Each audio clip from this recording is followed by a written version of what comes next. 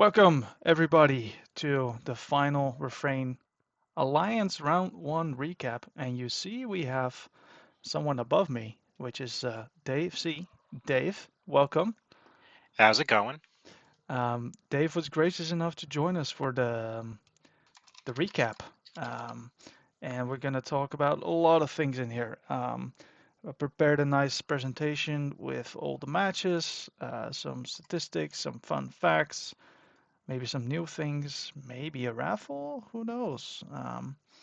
So, yeah, thanks for joining, Dave. I'm looking forward to hosting this with you.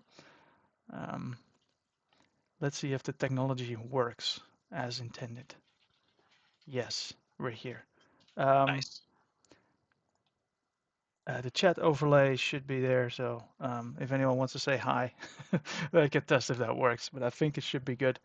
Um, so the plan is as follows. Um, we'll do some highlights, at least for me, some personal highlights that I think I'd like to mention. Um, we'll go over the new matches. Not tonight. Welcome. What's Uh, going on tonight? we'll go over the matches and the new matchups. Um, we'll talk about the predictions, Nice. challenger matches as something new. Um, who Well, it's a knows? surprise. Yeah, what could that be? And some statistics and trivia. So yeah, not tonight's not watching Alliance. Yeah, you should because you see, Games have been awesome. they have been right. Also, I think my background is making the chat not readable. Yeah, let me. I'll move you up here. There Look we at go. that. Now we can There see what we she's saying. go. There we go. You should watch Alliance, and I think the final refrain tournament hopefully will show why you should watch Alliance.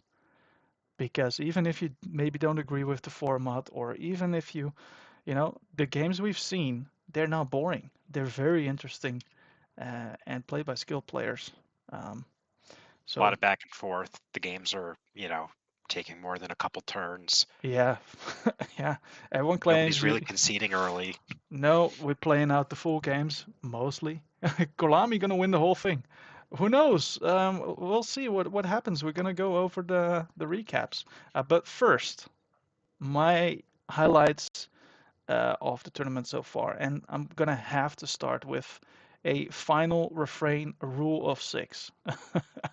I'm not spoiling the outcome of any matches in these highlights. Maybe some wins or losses might show up, um, but that doesn't spoil the whole game. So um, when I was analyzing all the decks, I had to analyze 32 decks.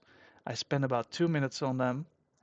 32 times 2 is literally like more than an hour, right? So I'm not gonna catch all the nuances, and maybe some of the graphics don't do those decks justice, but um, obviously Cat Marrow brought a awesome brew. I don't know if you've seen this, Dave.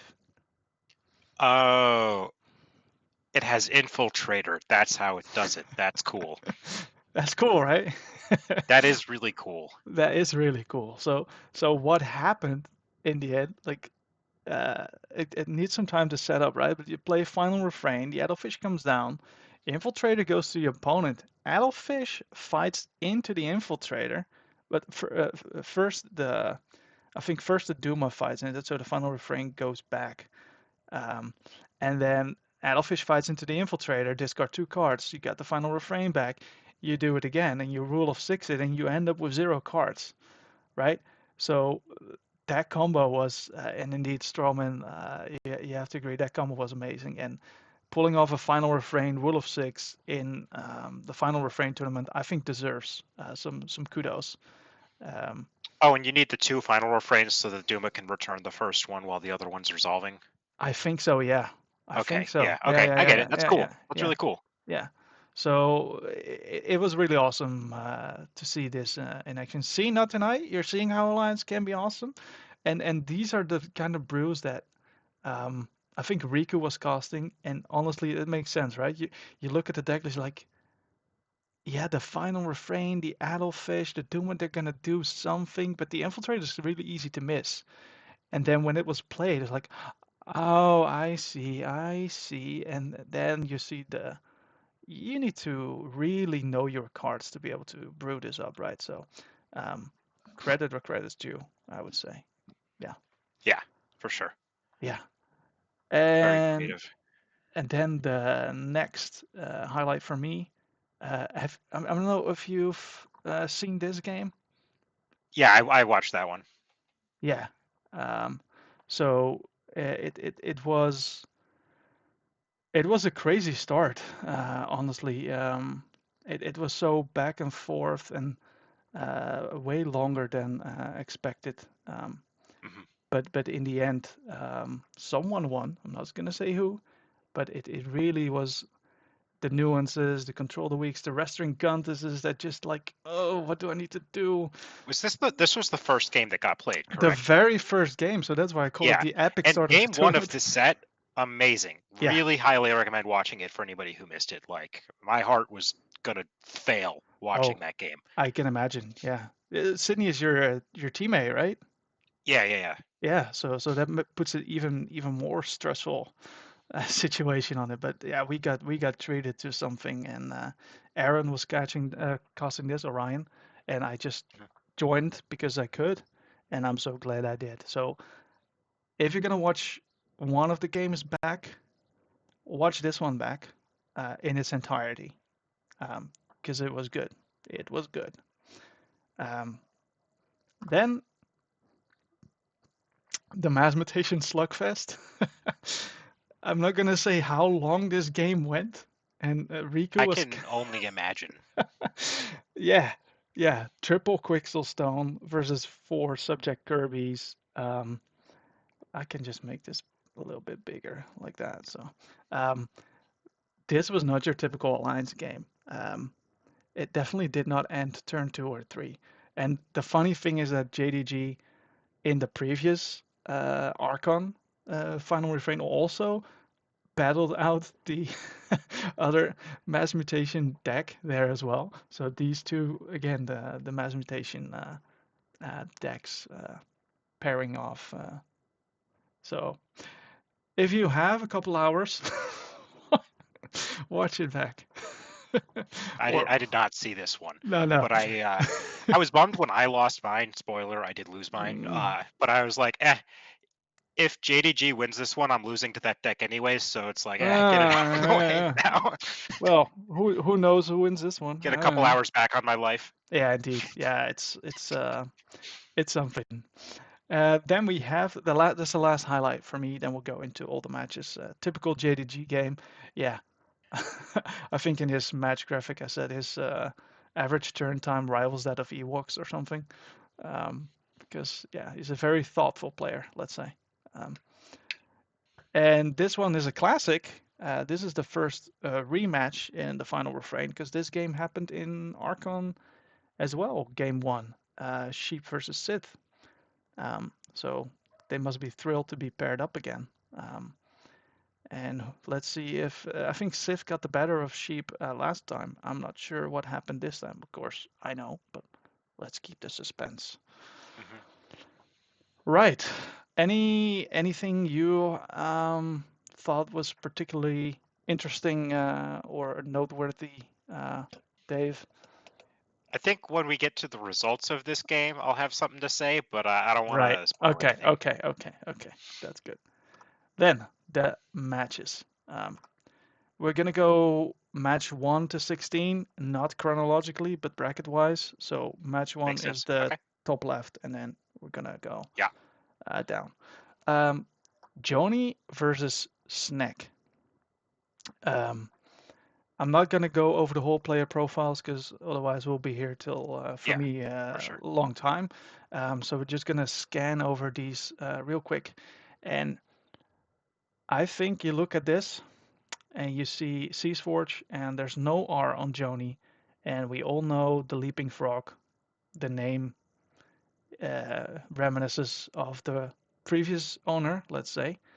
Um, I think it's a very tough matchup. This was one was I'm not gonna say there's some matches that you just can't win, and this might be. Yeah, Yeah, it's pretty tough. I mean, you could probably high roll with like Amber Drake's doing something crazy Yeah, early, but like you got to get lucky there, right? gotta get lucky indeed, because um, it's rare for the DT deck to spend more than 5, 6 turns to set up the combo, I guess, and then Yeah. Seas Forge at the right moment buys you two. So let's say turn 3 you put Seas Forge down, like, oh, what are you gonna do? Yeah, so very challenging. And this game resulted, and these are new graphics that Is I that made. League of Legends? Maybe I Okay. Yeah. Don't sue maybe us. I just Googled some victory thing and I thought it looked cool, and it probably some nostalgic feeling told me like, hey, this looks good. Yeah. Yeah. Yeah, and this game went 2-0 for Snack, as you can imagine, and you can see when the keys were forged on which turn, how much they cost as well. So Yeah. turn 4 for 6, 7, 6, 8, 6, which tells me that this was not a combo. I Um, was just natural forging. Huh. yeah, at turn 8, which is really strange. I was watching the game and I was like, what's going on? Um, but the C Switch made sure that it don't really. Yeah, I don't know. It was a strange, atypical game for what the deck can do. Um, Well, I see that they went Star Alliance 5 of the 7 turns, right? yeah, So that's a good start for yeah, any Star Alliance Logos Untamed deck. yeah, yeah, yeah. It was interesting, and I think game two was a bit more of the same, and I think Seaforge came down and a bit more balanced in house choices. But Yeah. so natural key on turn 3, and then two of them on turn 6. I think So there's a one. key cheat there, probably. I think it was Seas Forge, Forge at the start, and then uh, United action into Keyfrog Waste, not just because you Yeah. could. Makes sense. Yeah. So that was, yeah, Snack took the victory there. So that was the first game. Very, very unfortunate matchup for Joni, to be honest. It was almost unwinnable, I think. Uh, right. Game number 2. Ellie Mac Random Joe. Did you see this one? I This is another one that I missed. I heard about what happened, so You I know. know how the result. Yeah. Yeah. Okay. Yeah. Yeah. That was unfortunate. The matchup was really interesting, and where Ellie Mac has a very annoying Brio Kaup, no, Hmm. Brio Kaup, constantly putting them back with the Retro Technician Lees. On the other hand, you've got the Shark, the Life Ward, and the Scramble Storm. So I don't think Ellie Mac was happy with this matchup when she saw it, because this is one of the action heavy decks that is also very annoying, and has tools to remove the Yeah, the bios and the Shark's always a codes. great tool for Yeah, Brio. yeah, yeah. And the life ward. Don't underestimate the life ward, because Mhm. you can't keep bringing your annoying unfathomable back with Bio Geist or Retro Technician Lees. Is Um, there artifact control in Ellie's deck? I don't know. I don't think so. I don't think so. I would have to check. Yeah, it's a good suggestion for the stats next season. Yeah, so R, right? So R Yeah, is relevant in this. Maybe for next rounds, I'll add it. Or well, the final round, because I already made for next rounds. So oh, fair enough. 2-1 was the final result for Random Joe. Went to game 3 games. First one, Ellie Mac Yeah, took it. Key cheated once. Played a lot more cards.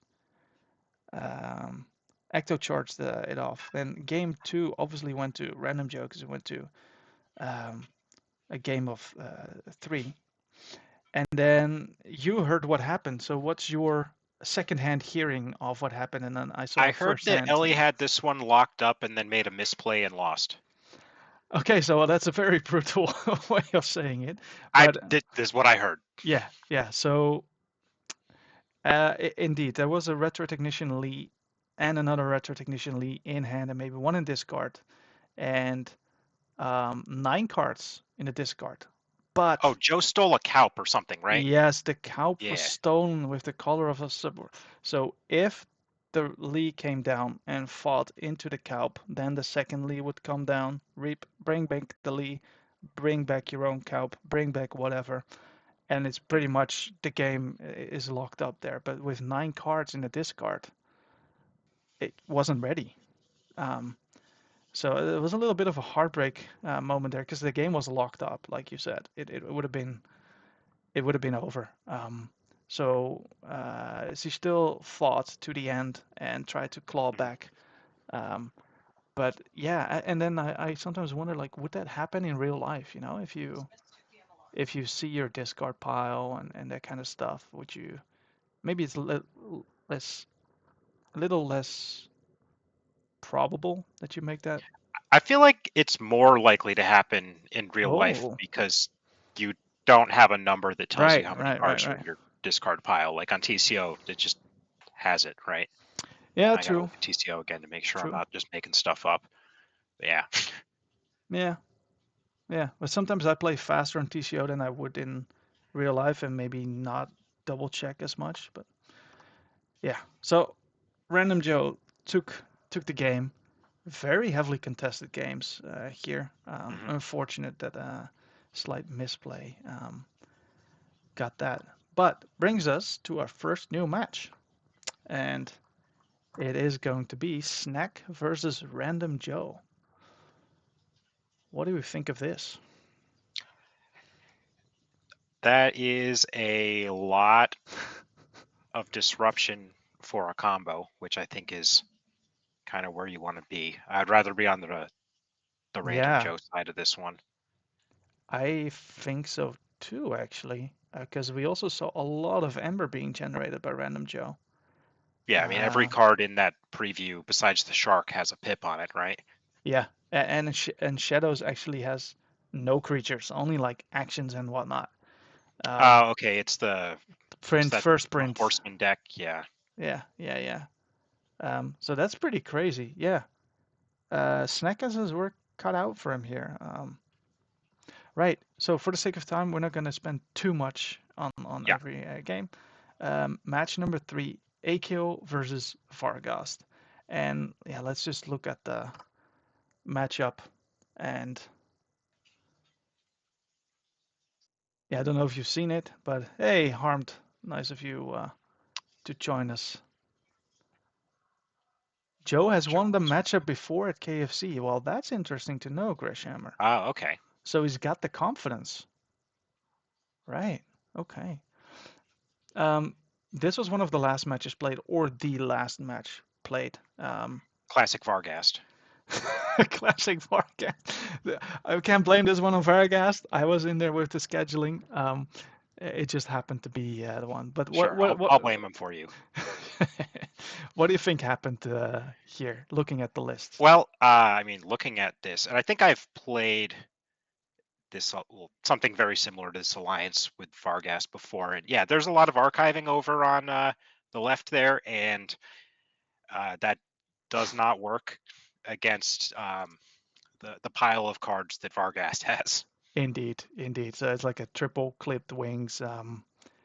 There is a key cheat in there, the key frog, but it relies heavily on archiving.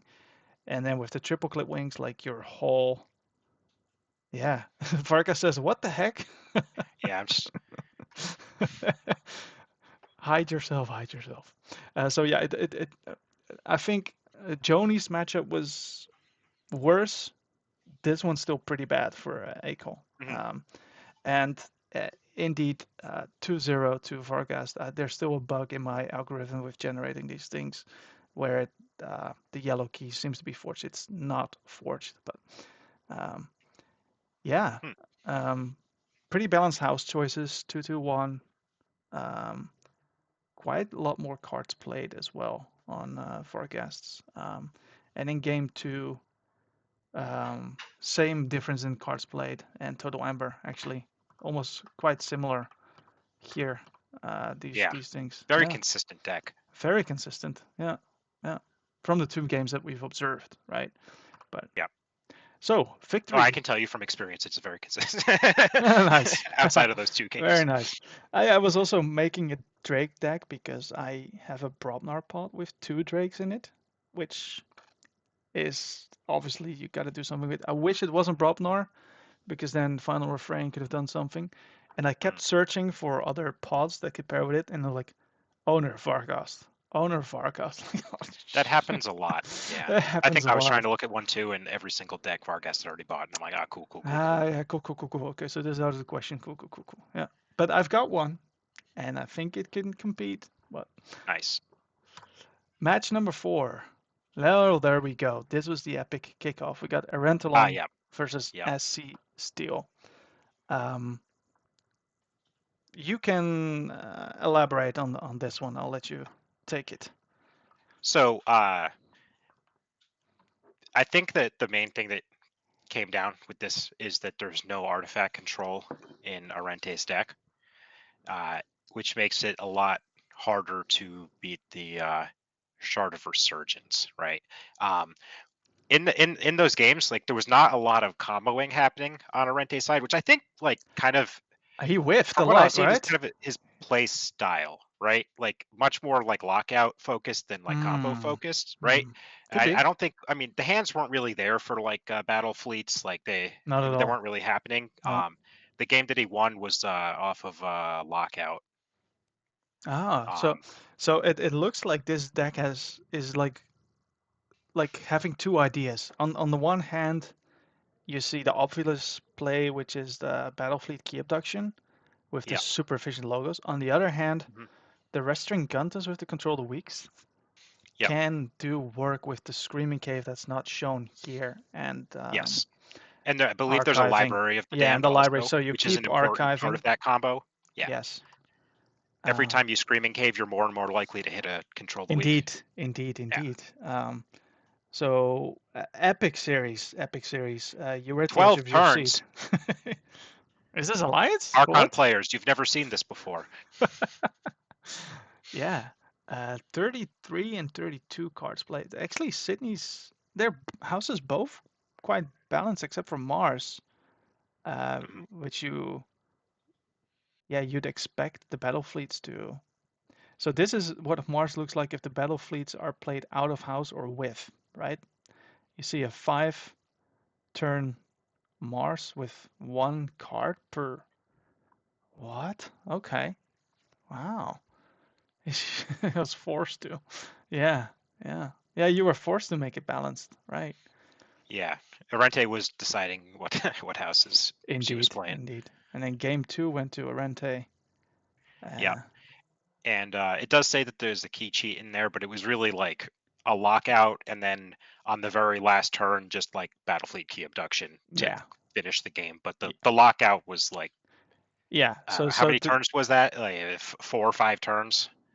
baby got put in the corner. Let's just say that Baby happened. did get put in a corner. Yeah.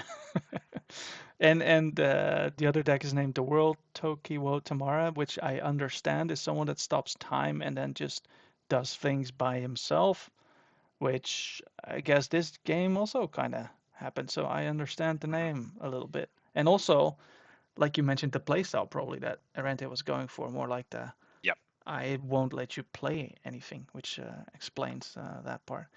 Um, and the last game, I don't know if I've got the stats right here, but it was a lockout, and then maybe was it a concede? Uh, I Was it don't know. conceded? I don't remember. I Oh don't no, think it might so. have been. I'm not sure. I would have to review this, but I thought that this one got played out, no, but this one got played there was out. a This one got lockout. played out for sure. So probably I made some mistake here. So mistakes can happen. Oh, it was a concede. Okay, then Oh, okay. mistakes didn't happen. But this one was yeah, the restaurant grunters control the week. We were trying to figure out what's the best way. Oh, on the last turn. Yeah, I was Yeah, talking to Sid about that one, and I think that yes, the Restringuntus and the Control the Weak decision on the last turn were wrong, but I think even if they were correct, it doesn't yeah, necessarily change no, the result of the game. I think Sid probably might not. get it like 2 turns later, I think is what I'd have to watch again, but It was yeah. very difficult. It was very difficult, Mhm. and I Said maybe he He did tries have to perfect race information or there. It's just a yeah. lot to process, you know, Yeah. So I think because of later the on the flip. Discord he did mention that there was a slight mistake on there. He missed Yeah. Western Gunters and wrong house and Sydney went combo and then concede. All right. Thanks, Easy Kalina. So I think he Yep. missed the or was too focused on his own game plan. Didn't see the disenhanced pip on the shard. So Sydney, the hyper of hypes herself, deserves to be hyped Mm. because she got to round two. So congratulations to your teammate. And Yeah. Woo. whoo, and now the team kill or Yeah. yeah. I haven't seen anybody ask in the team chat if anyone wants to help practice for the game. Well, why would that be? um, I don't know about this one. I think Sydney's deck can fire very fast, but Vargas deck is also super fast, and with the corner of the market mirror timed to perfection, maybe gives him that. Yeah, I don't know. Yeah, the I don't know. clipped wings hits on either side could swing some stuff here. There's a lot of Double overlap in cards cauterize. here. Double cauterize. I think that might be the Cauterize, key. does that hit artifacts too? Yes. Yeah, that's gonna be tough. Yeah. Sorry, Sid. I think you're in the chat, but Vargas is also in the chat. If I had to pick right now, right then, I might pick Vargas because of that cauterized vitality and the speed in Geistoid, which he's gonna find it in 1 or 2 turns probably. And then if you then I think archive it the back anyway, efficiency on Sid's side is misleading though, because the the future is clip past. wings, You just like flip and then like archive it right? immediately, right? That could But be crazy. Oh yeah, I'm screwed. She says. yeah, the clipped wings kind of Clip put an wings. end to that. Yeah, yeah, yeah. Yeah, this is Vargas drawing the favorable matchups. He just gets easy games. That's how he gets to the top every time, right? Hmm. Kind of like Harm. He also gets the easy games. Oh, he's also here. Oh, okay. Yeah. I'm just kidding, guys. I'm just kidding. Yeah, match 18. Right, match number 5. Oh, speaking of the devil, uh, Harmed versus Atsabat versus Harmed. Um, I did not watch the whole thing the whole time, but I watched snippets of it, Yes, this one I was also busy while it was happening, but I tried to tune in. and it was surprising. This Hmm. was surprising to me um, because it took a long time, and it was very close, kind of. Um, so, what snippets did you see? I don't remember. I think it was quite a close game Yeah, one and game two. Maybe some of the key cards were at the bottom, but I can tell you played many cards. I know yeah. I know that. In the end, Harm did take it 0-2 or 2-0. Look at the cards in Geistoid. 29 29. cards played. Oh my goodness. Um, Cards discarded 7, 49 cards played in total. And on game two, 50 cards played. Actually, look at Again, that. Both 29. both games ended on the same turn with And rough. both exactly the same number of Geistoid turns with Geistoid cards played. Wow, how did you manage to pull that off? Or did I make a mistake there? I don't think so. Does this add up? It adds up on the 29. first one. Yeah, so maybe I think I made a mistake there. But anyway, we'll have better statistics at the end. Um, but pretty cool. Really close. And Atabad, I saw some, because I have some inside information, right? Mentioned that he was beforehand thought he was doomed, but he was surprised he put up such a good fight and made Mhm. life really difficult for Harmed. And I think Harmed might have been a little bit surprised by that as well, including us as teammates, because we thought this was going to be, looking at the decks, it was going to be a lot less contested, let's say. But props to Azabat for sticking in there and trying everything to make Harm sweat. And sweat he did, but he did pull off the win. So victory to Harmed. Match number 6. Who's this? This is Mark Chung and a guy who doesn't eat enough bananas. Ah, I should eat more bananas, right? Yep. Okay, got it, got it. Um, this one was also surprising to me. Really? This was surprising. I like in well, okay, so Riku helped test this, and Riku is an awful test partner. Oh If you no. test with Oh Riku, you no. lose every time. Um, but in this case, Riku was playing Mark Chung's deck, and Riku was winning every time. Really? Yeah. So Wow. That is yeah. even more surprising to me. I did not see the power of this deck until I saw it in action. Um, uh, so it did a lot more than I thought it was going to do. Um, but in the end, um, Gorlami did take it 2-0. But Mhm. um, Riku should help Gorlami test, yeah. um, this was, and then Mark Chung conceded like 1 second before the last key was forged. So Yeah. that's why this one, Yeah. I remember watching this one. It was yeah. actually this one. It was in the morning for me, and I think Mm, I was tired from work or something. I woke up late, but I still, I was like 20 minutes late, and I still got to catch like the second half of the game. mm. Yeah, you're like, oh, this is gonna be over soon, or like, you know. Yeah. But the scholars, and then I I remember 2 years ago, Florence, Italy, September. Everyone was on the scholar. Whoa, hmm hype I train. Worlds 2023. I got to the Yeah, top four, and then just lost to two scholar decks. yeah. But it's Meanwhile, Donut's dad beat him round one. He dodged me. but that's the thing. That's the thing with scholars. That's about appreciate the kind words about my game. You deserve them. That's bad. You deserve them. But it might not all be over yet. Just hang around and listen to Yep. the end. Um, but that's the thing with WoW and tokenizing. Like, if you tokenize your two other trainers or you tokenize the wrong cards, the hmm whole game is different. So I think me and probably the rest of the Netherforge Alliance teams are like, yeah, we don't like token-based alliance that much anymore because it's so unpredictable. Um, Yeah. All the alliances I've done with it are like not making tokens. You're just there for the card right. pool. Okay, that makes sense. Yeah. Which deck did you underestimate the power of? I underestimated the power of the scholar that can't be touched because it fired off and then it almost seemed like it could loop corner the market, or there was like this threat where it could.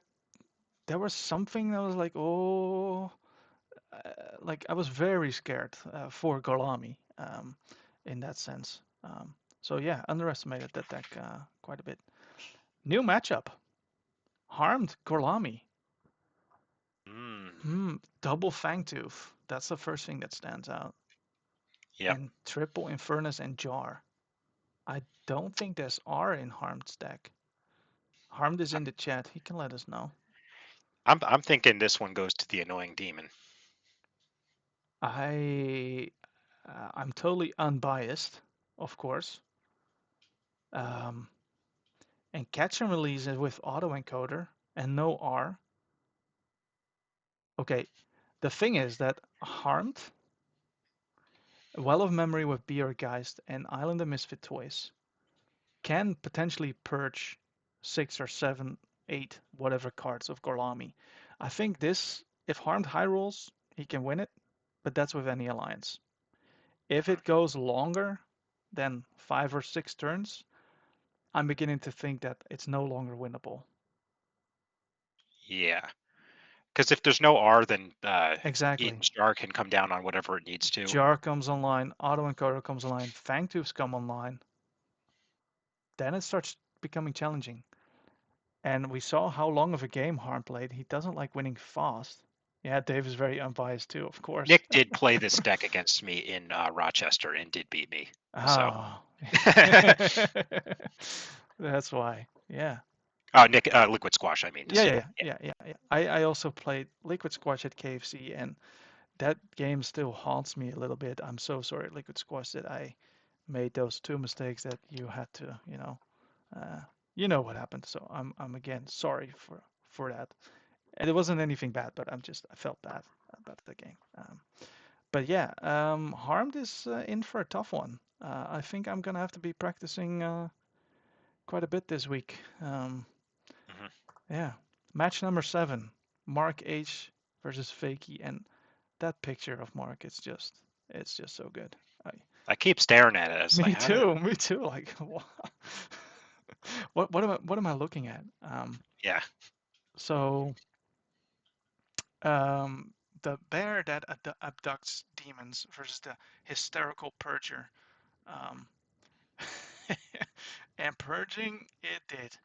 Oh, it did. Oh, it did. Yeah, yeah.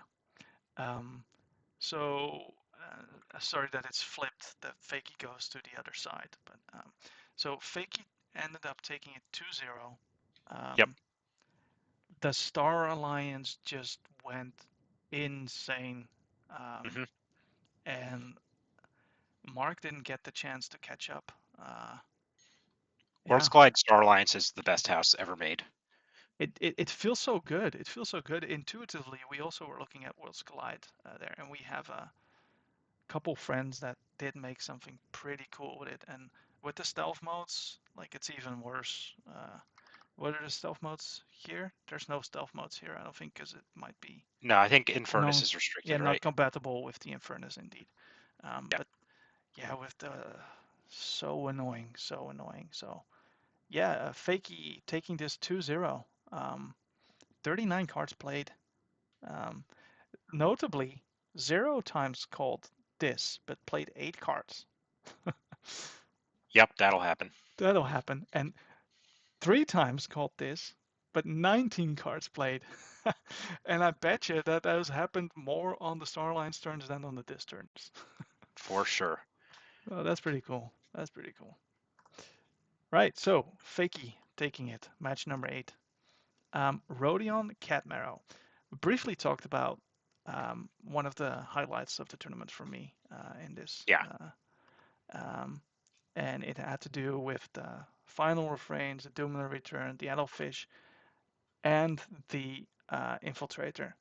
And again, with these graphics, I didn't want to spoil all of the details of all alliances if I knew them or if I saw, because some things are a bit hard to miss if you don't. But I imagine when you play this deck once or 2 times yourself, you probably figure it out anyway. Um, but maybe it was a surprise still that Rodion got without any hands. Even so, Rodion won it 2-1. I think it was just too fast. Um, and I think also when the big hands were there, then the final refrain discarding came online and it just discarded not everything. So Rodion was just a little bit too fast. This game it did happen. You see that Bropnar was called 2 times and 27 cards were played. That's a lot. That's so cool.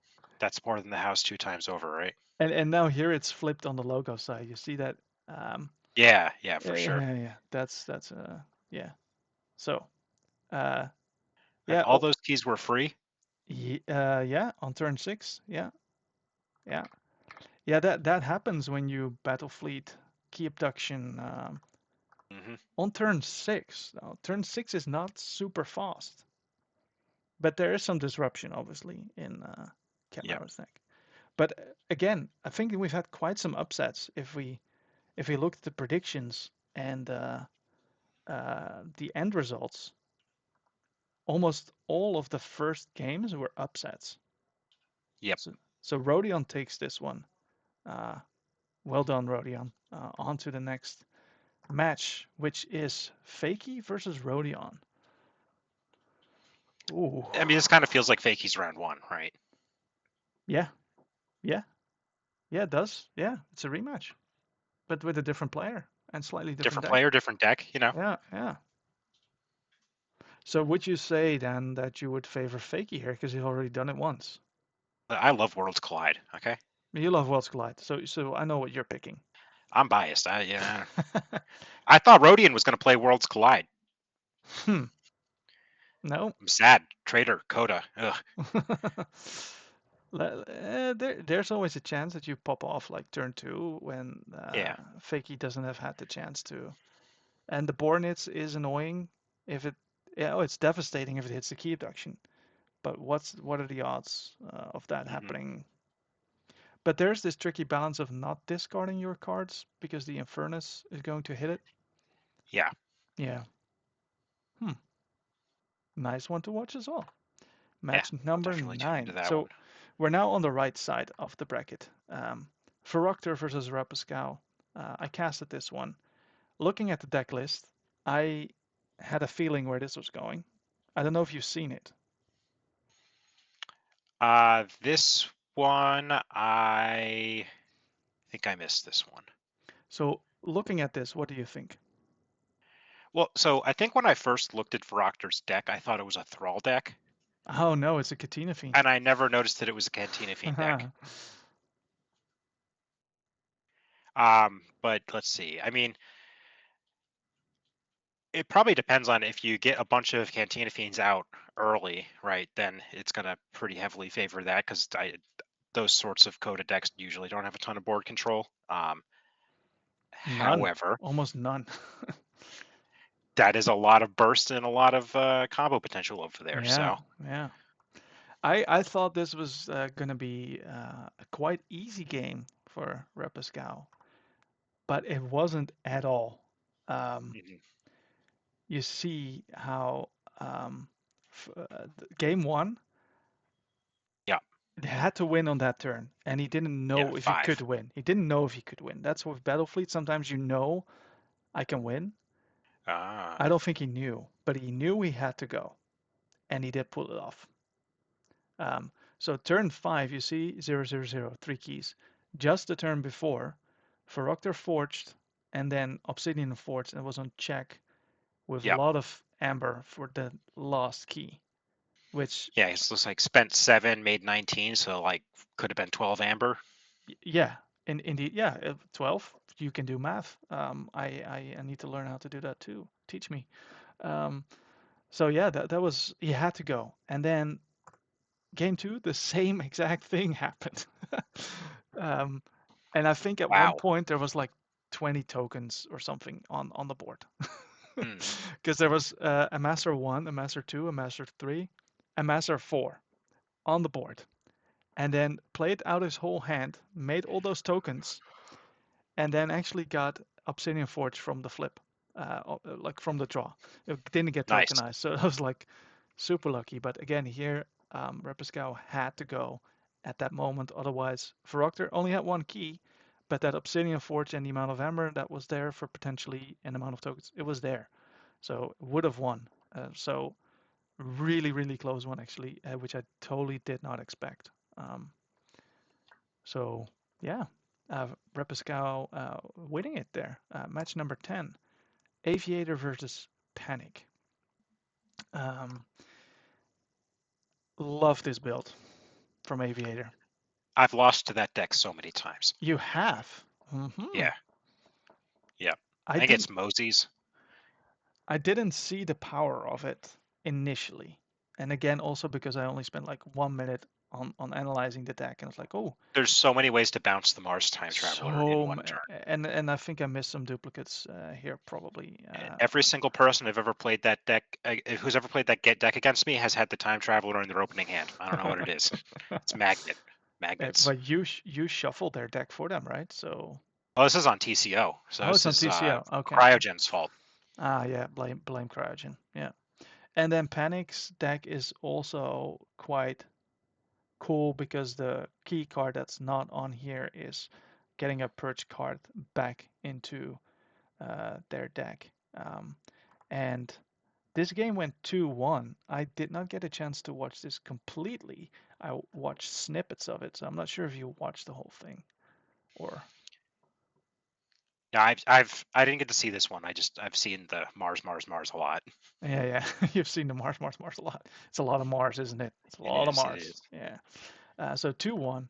Um, so actually, turn 4 and turn 6.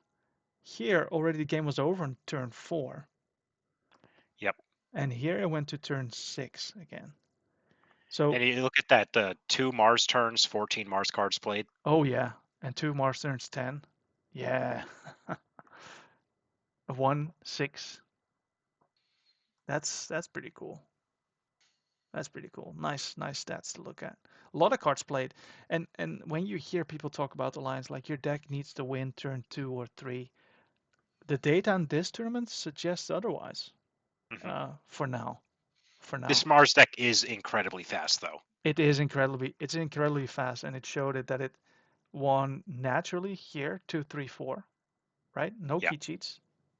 Check turn 2, check turn 3, check turn 4, and just go go go. Um, Hmm. so really cool. Aviator taking this game. A new match number 21. Um, Speedy Abduction versus Mars. I'm not sure about this one. Well, I feel like if it's just like A race. a race with Yeah. like two ships passing in the night, I'm favoring Mars, but like it kind of comes down to how it.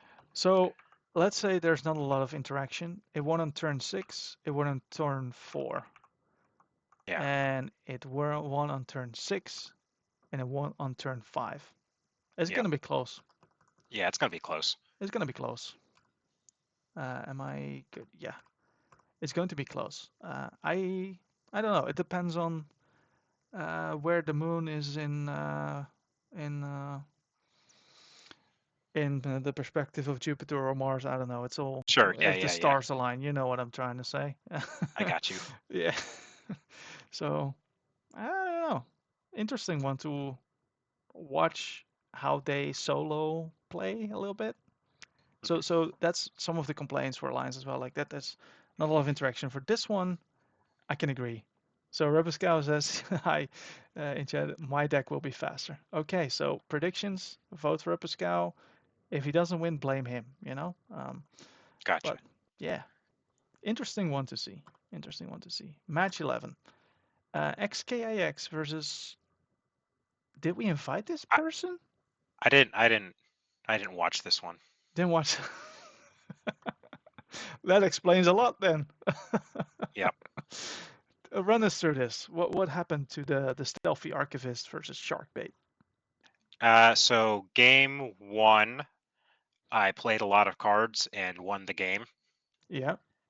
And then I don't know. There's not a lot of board control in this Mm-mm. version of the deck, so Except for the it kind of shark depends. with the You assembling got shark. The automatron. shark. Yeah. Yeah, So in yeah, game one, I think you got to see the shark yeah, yeah. Just looping the do whole do the deck. thing. Yeah. Yeah, yeah. That was cool. That was cool. Because with the either one of the automatas and a shark, you can just keep going, and then just when you have all of All your logos logos and creatures, eddies, and your they're in deck your is in archive or logos, so you whatever. just Exactly. yeah. Yeah, yeah, yeah. That's cool. That's cool to see. Yeah. But yeah, then the Mars board was a bit too much in the other two. There was Yeah. I think this one I had a chance if I was able to like punk into like a key charge again, but then the third one not even close. Third one not even close. No, no. Uh, yeah, yeah. XKX couldn't come out of the blocks in the first game. No, but then the No. second, like like you said, your creature control and like your eddies are a little bit of stalling, but they get Mhm. stolen, and then like your stealth, you have stealth modes, right?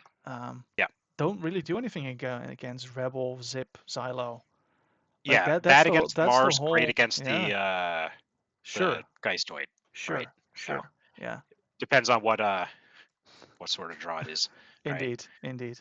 So yeah, unfortunately, out of the the main tournament, let's say.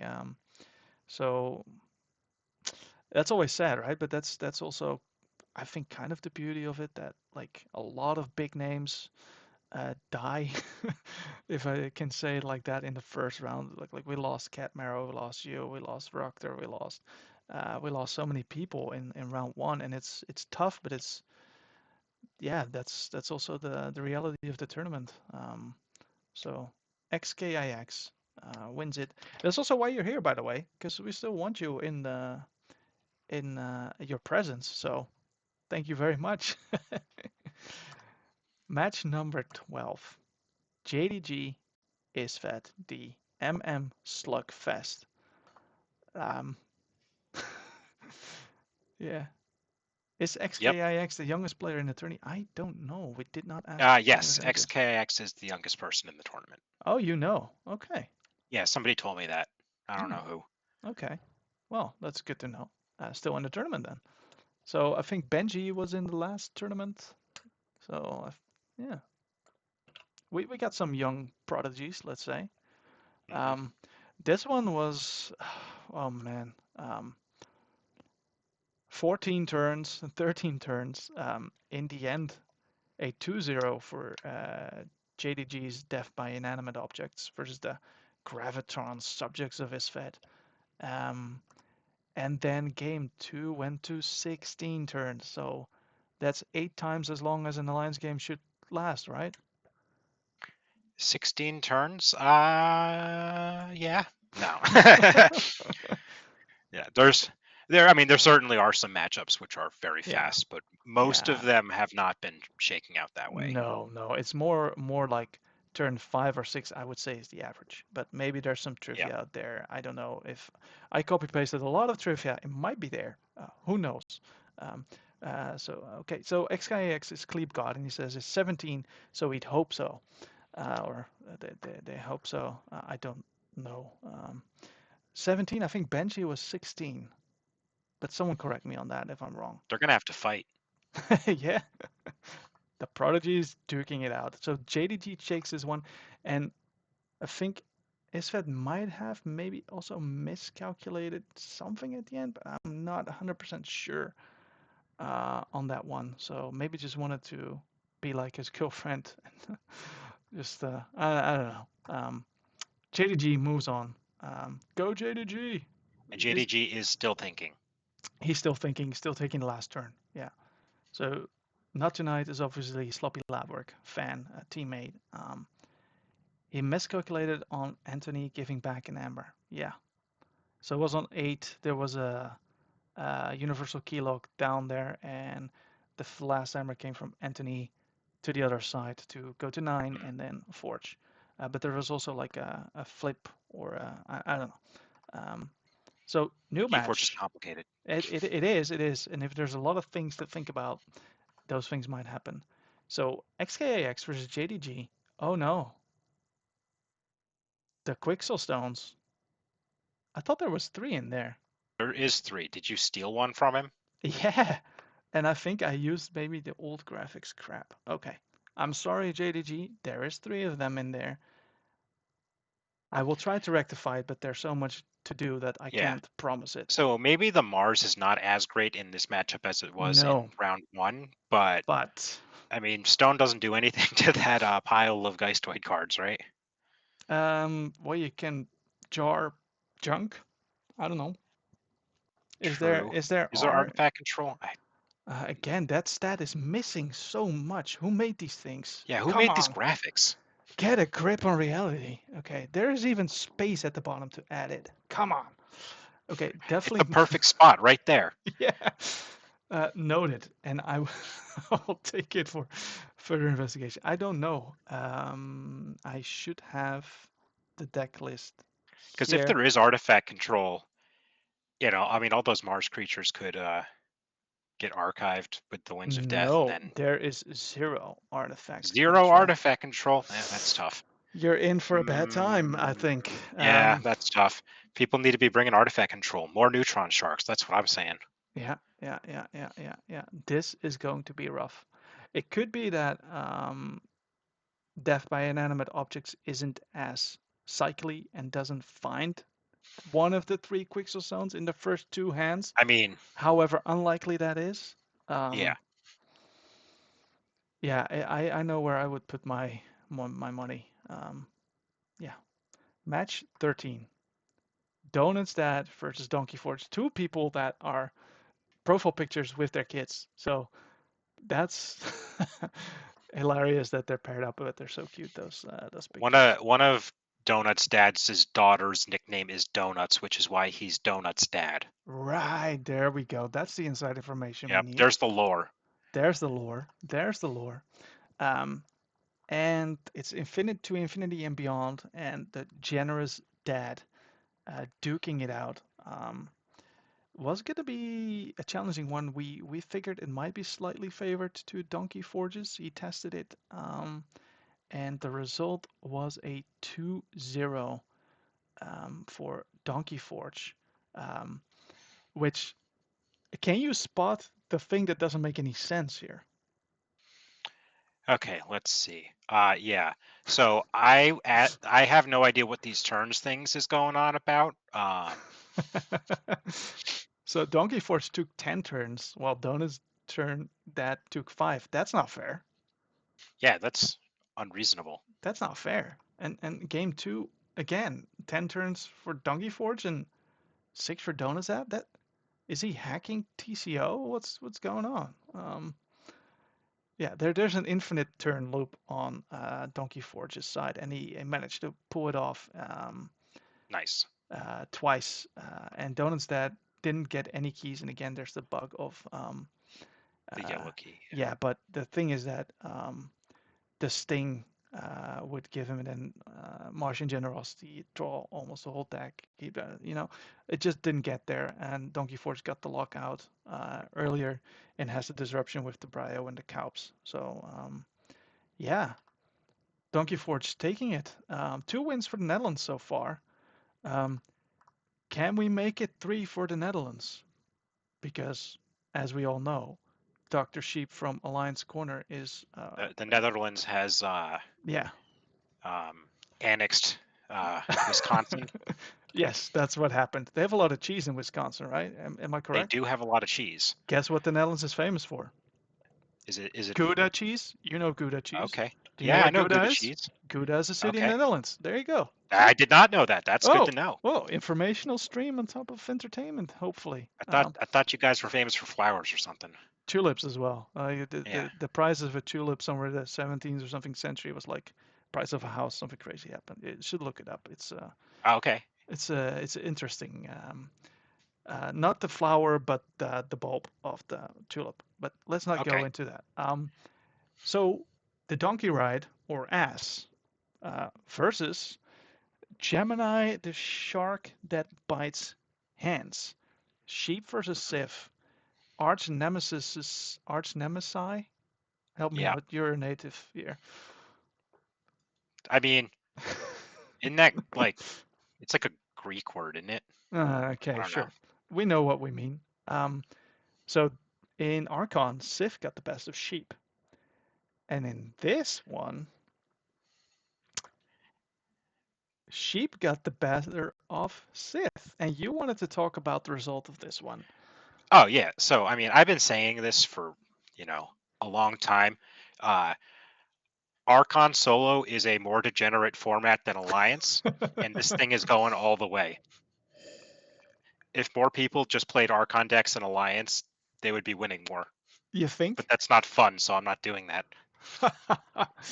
um, yeah, so as most of us know, that the Donkey Ride is actually Pastor Ass, which won the Final Refrain Archon tournament, is now in the hands of Dr. Sheep and managed to survive the first round of Alliance as an Archon deck. Because you cannot play this legally as an Alliance, but you can as an Archon deck. Mhm. Um, and those were some spicy games. Especially game 3. I don't know if Sheep is brilliant with the forgetting a draw pip on a Winds of Draft and then flipping his deck and then not archiving a lot of creatures, but then Dysania not being able to hit anything. Is that genius? Is that a lapse in concentration? Who knows? It paid off. He got the win. And obviously secretly the whole Dutch team is rooting for one of our own, you know, Mhm.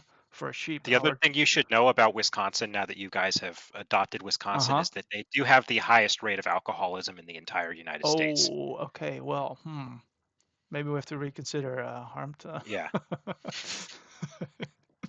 So yeah, as um, taking it or the donkey ride with sheep, and the funniest thing, our new match is Donkey Forge versus Dr. Sheep, and who owns Pastor Ass? Donkey Forge. It's like every time I loan someone a deck and then I get paired into them, I'll be like, hey, I need those cards back. Indeed. Hey, hey, As hey. a joke, as a joke. I don't really, yeah. So yeah, would so there's a funny thing that could happen here, right? So the owner of Ass, if he wins, it could be the only person to beat ass in the final in refrain. all of the final refrain. I mean, it Yeah. is his deck, right? Sorry? Yeah, it's his It is deck. his deck, Yeah, it's so his you deck. know, He knows the yeah, ins and he knows. outs. Yeah, he knows. So there's no shame in Sheep losing because you're playing against the owner and the master. But And if Donkey Forge loses, then like, what if his deck wins both of the events, right? That's exactly, something to be proud of, right? that's So win, win, win, win. nobody can lose here. No one can lose. Donkey Forge has already practiced a matchup at home. Yeah, because the thing is, when we practice alliances, sometimes like the easiest way is to just run it against Pastor Ass and just see like is it fast enough, you know. Mhm. So a lot of our alliances have already played against Pastor Ass. Rigged. Sydney says rigged. It wasn't rigged. Nothing's rigged. It was all done live. Snoopy is actually change of subjects because I don't want to talk about this rigged thing anymore. Driven through the Netherlands 4 times, so I'm an expert. Not too many greenhouses, but very, very flat and very green. It is very flat and green, yes. Um, so the Netherlands versus the Netherlands.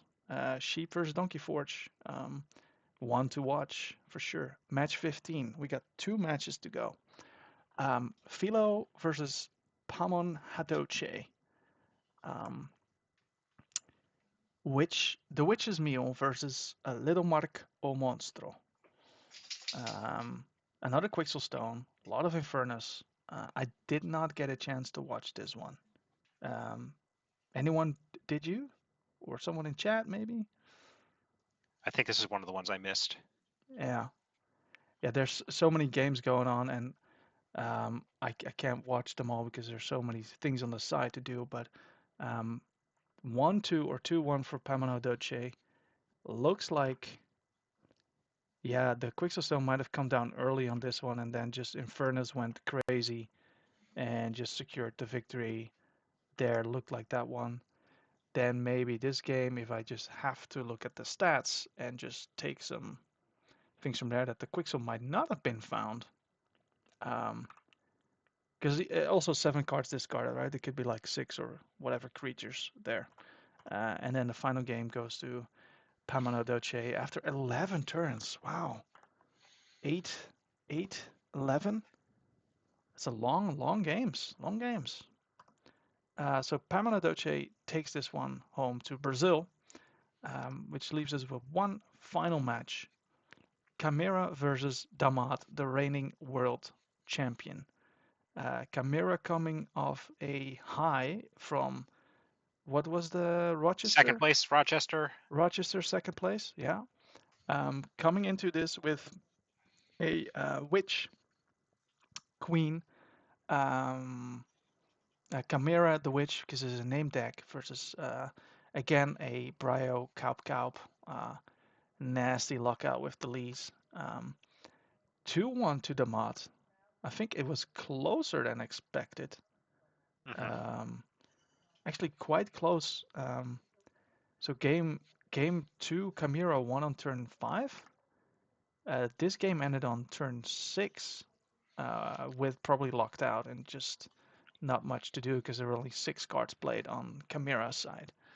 I There feel like was the best of 3 format is not really favorable for Chimera's build because there's no way to kill the witches unless outside of right, the way of the porcupine. And if your deck has a way to play around that, then you can but play around that. you should recognize that game 1, right? So I mean, not everybody does. true, not everybody does, and I saw on stream that not everybody did indeed.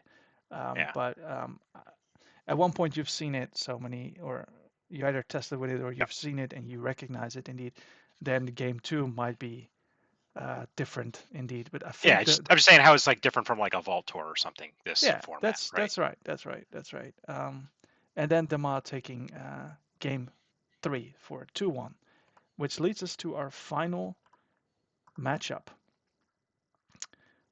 a Quixelstone and the Shark versus a Lockout, the Mafioso that locks you up. Let me see if there is R in Damat's deck. I think And I know for sure soon. I'm leaning towards Worlds Collide. Spontaneous Awakening. Oh, well, is that not useful?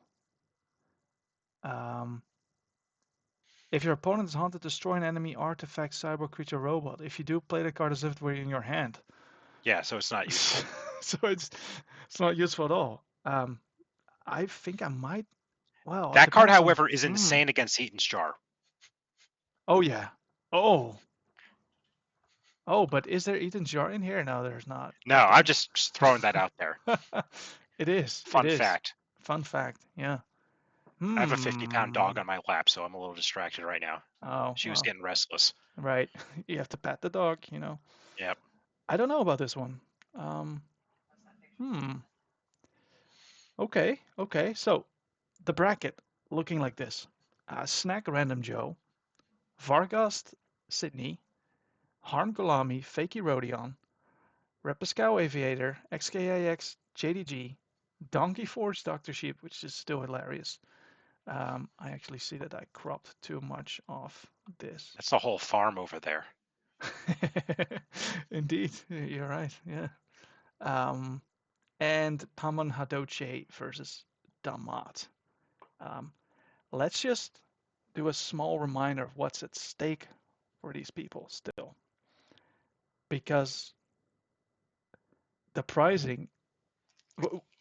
I knew before, but what did you think of the pricing when you heard the first place price from the Oh, I mean, anonymous that's donor, amazing, right? right? I'm going to Vietnam. Well, actually, I'm not because I lost, but Yeah, it's insane, right? Like yeah.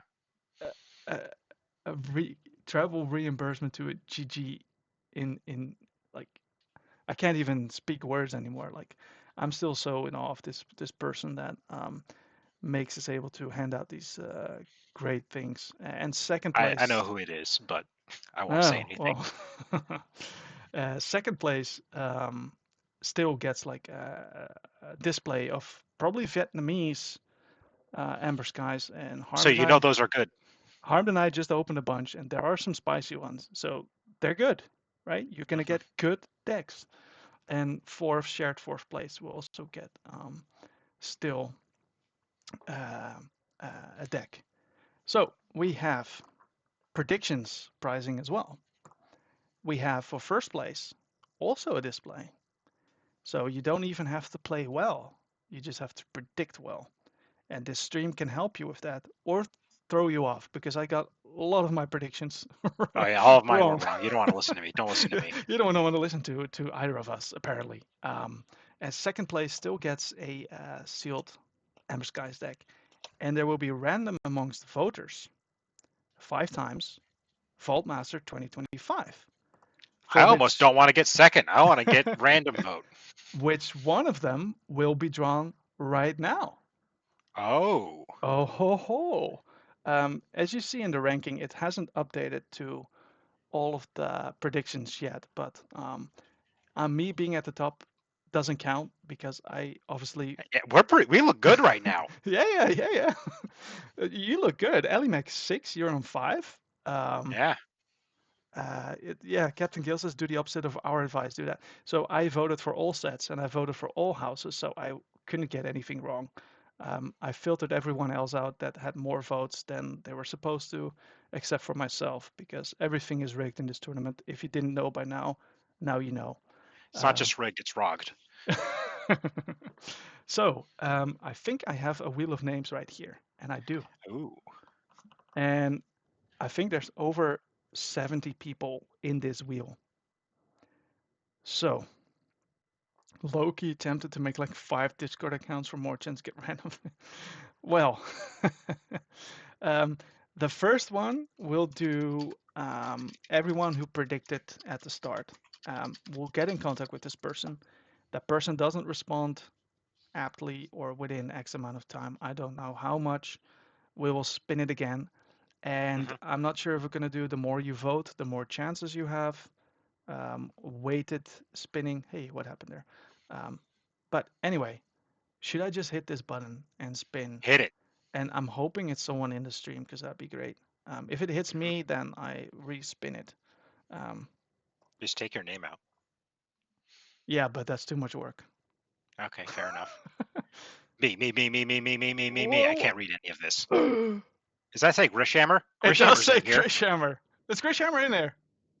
Yeah, Grishammer was talking. Yeah, at the start, it was there. Grishhammer, you just won yourself a VM 2025 deck for predicting. So if you want to be like Grishhammer, go to that Discord after this stream and put in those predictions and put them in ASAP because I'm collecting all of them at the start of the first game, and I cannot guarantee that I will capture your votes if you vote after that time. So yeah, Grishhammer, congratulations. I'm going to put your note down. You were here at the start, so and you win the graphic. Da da da. We already told, but I put some Boom. effort into this graphic, so I'm gonna um, shout that out. Right. So Grishhammer, congratulations. Everyone saw it. Nothing's rigged. Let me just turn this Wheel of Names off. Now, now we're getting to challenger matches. What Um, is this? what are challenger matches? Yay! We got Grishhammer. It got the news. Grish, you want something? Do something on the stream. So Grishhammer, contact me and I'll hook you up with that VM 2025 thing. Onto the challenger matches. So what we got feedback from previous tournaments plural, just one. Um, if you get eliminated round one, it's a little bit of a feel bad. Um, so we didn't want to do 2-0. It would take too long. Um, double knockout, group stage, all too big. But what we did realize as well that 16 games week one, 8 games week two, 4 games week three, 2, 4, and then a final in week five. We want to bring more Keyforge to the people. So if you are eliminated early for whatever reason in the tournament, you still have a chance um, to still have a match. Um, I was just trying to Discord message someone. So you will still Oh, have a okay. chance to get a match. Um, and that match will be against a challenger. And a challenger is someone like you who is watching, who is not part of the tournament, but really thinks they have a shot against one of these top level players. Um, and the first challenger is actually already there. He was on the sub list or the backup list, and it's Easy Galena is the first challenger that is there. And I think in week three we will have 4 matches, but we will do, if we can, maybe 4 challenger matches. So it brings it back to 8. I think 8 is the sweet spot where the Yeah, that makes sense. media team isn't swamped, and we can do that, and we can have awesome matches. And I think the pricing is uncertain, but I think we will do Amber Sky sealed decks for that. So if you got eliminated round one, you could still win a sealed deck, That's which would, me. yeah, equivalent to getting fourth place. And if you're in the audience and you think I've got a shot and I want to play and I want to be streamed and I want to be part of this, you can, and you can win a sealed Ember Skies deck as well. You obviously have to fill in the form and you have to show ownership of your decks and all that kind of stuff, like the players did in the tournament.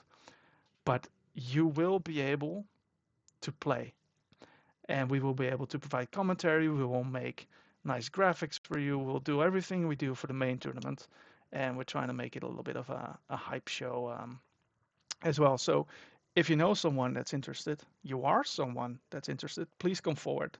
Reach out to any of the media team or to me. I'll put more info into the Discord as well, and I'm looking forward to I that. agree, Klebe. You should have lost round one. No, I'm just kidding. Yeah. Genius idea. Also, Thank you, Harm, Sydney. don't fall for it. I listened to Sid's advice on predicting her round one match, and I also got that wrong. So Yeah. So reach out. Please join us. So I think round three is the reasonable spot for it. So we went from 16 matches and we captured all of them. We captured all the logs. We streamed everything. I'm acting like Trump. I see. Like it's amazing. It's the best. But I mean, we did our best. We captured all of them. 8 is a lot more manageable. So Mm. next week we'll just do the 8, and then the week after we'll do the 4 and hopefully plus 4 if the eliminated players are down for it, and if we've got challengers. Um, if there's more challengers than 4, I don't want to make it into a popularity show. So maybe there might be some sort of poll just based on the deck that they're bringing, with not the name. Um, but let's see. Um, yeah, and Captain Gill says we definitely streamed all of them. At least one of the videos got lost. But Captain Gill, I wanted to do this at the beginning of the stream, but I didn't. I want to thank the new streamers that joined our team. Captain Gill did an awesome job.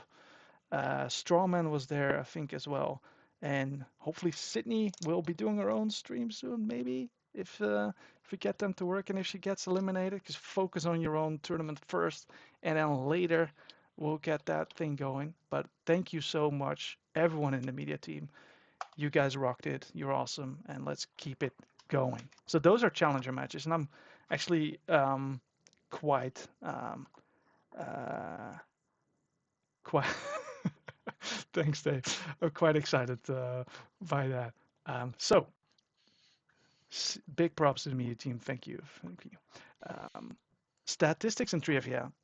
And without the media team, or with the media team, there's more people in the background. One of them is Snoopy in the chat. He's traveling, he's doing work, he's providing all kinds of statistics, trivia, sometimes transcribing games that did not have the logs captured. So the reason why we are trying to get all the logs is that so that Snoopy doesn't have to do extra work to not Mm. get any extra work in. Um, but what we have is at first a geographical overview. And I know geography is easy for most of the people that live around here, but sometimes for other, it might be a bit more challenging. But we went from this to this. Um, So Asia unfortunately got eliminated. South Uh, America, 100% win rate. South America, 100%. That's the place to be for Alliance. Yeah, and Europe losing a similar amount of people as North America, but with smaller numbers, so a little bit higher percent there maybe. Um, yeah. Then we got the teams again: Team Reapout, Ancient Bear Republic, Alliance Corner, Association Française Keyforge, Netherforge Lines, Housekeeping, Sloppy Lab Work, Future Side, Omni, Sforgiati, and Damat is part of Sforgiati as well. You'll see a magic trick in a second. Hidden 61, Screaming Boys, Bearforge, and the people that are to be recruited. And this happened to them. Um, Reapout lost 2 members, unfortunately. So did ABR. Alliance Corner lost 1. AFK lost 2. Netherforge Lines completely intact, as is Housekeeping. Um, Cat Marrow from Future Sight gone. Panic, unfortunately, gone. Damat got subbed into Sforgiati. Screaming Boys lost a rent along, and some of the people not part of the team also are now um, out of the tournament. So let's see how this evolves over time. Um, then the sets. Sorry, I didn't make this look nicer, but simple is sometimes there is what is there, and I need to click. Clicking is hard. Look at what happened there. A lot of GR get eliminated actually, like Yeah, 50%. I was the only Worlds Collide to lose. Worlds Collide best set confirmed. Yeah. Um, a lot of GR got eliminated. I'm not sure if they were like set kills or not. Um, but Amber Sky is doing quite well. World's Collide doing well. Um, yeah, interesting. The further we go along in the tournament, the more interesting it will be. But Yeah, um, what's even more interesting than that is the trivia. I do have to duck out. Okay, that's fine. Um, I'm gonna do the trivia with all of you in the chat. Dave, thank you so much. You have Thanks some for having me. urgent business to attend to, so I'm grateful that you were able to join. And maybe next time, maybe as a challenger, who Yeah, knows? sure. I'm happy to come back whenever. All right, that Yeah, sounds great. see ya. All right, have a good one. See you later. Um, Thanks, Dave, in chat. I hear a lot of those. Dave was great to be there. Um, Trivia. If you paid attention, you might be able to answer um, these things. Um, and it's just fun all around. So hopefully I copy pasted these all of them. Um, and let's see. So which deck has had the fewest keys scored against it? And we're going with the given names. The Bard's Blade Eclipse Wings, or the Hysterical Purger, or To Infinity and Beyond. And I think To Infinity and Beyond is from Donkey Forge. This one is from Fakey, and this one's from Vargast. So, what do we think? The fewest keys scored against it. I see some Bs. I see some Bs. The Purger, A. The Bard's Blade. All wrong. To Infinity and Beyond. Zero.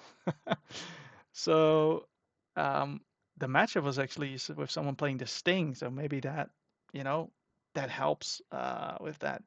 But even so, the Hysterical Purge only got one key against it, and the Bard's Blade Eclipse Wings only one. So that's not a lot, but zero keys against.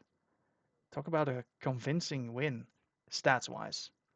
Because if you calculate in the Sting, it's a little bit more nuanced, let's say. But off to a great start, Chad. We got everything wrong. Which deck had the highest check percentage? And check percentage means on turn you get to check every turn. It would be 100%. Otherwise, it'd be lower. Every other turn, 50. So we got Carpe Diem, Mars, Mars, Mars, and Oppression. Carpe Diem is from Harmed. Mars, Mars, Mars is, I think, from Aviator. And Oppression from Random Joe. So Mars, Mars, Mars, B, B, B. We're thinking will be. I think that might be wrong. It's Carpe Diem. Harmed. You played so many turns going check, uncheck, check, uncheck, check, uncheck. Is that what happened? Hope it's not B. Repiscawa, yeah, your opponent. Is very close. Very close. So every okay, let's make it easier. So every 3 turns, two of them harms on check. But probably because the game went so long. And Atsabat kept taking him off by one. See? You did your best, Atsabat. That's impressive. So Mars Mars Mars is on check very often and very fast. That's the difference. Yeah. Who made these questions? Yeah, Snoopy did.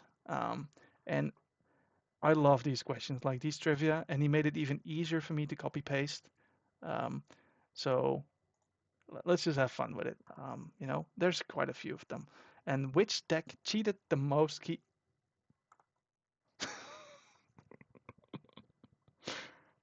Ho, hold on. Hold on. Um, someone might know the answer now. You saw nothing. Um, what could it be?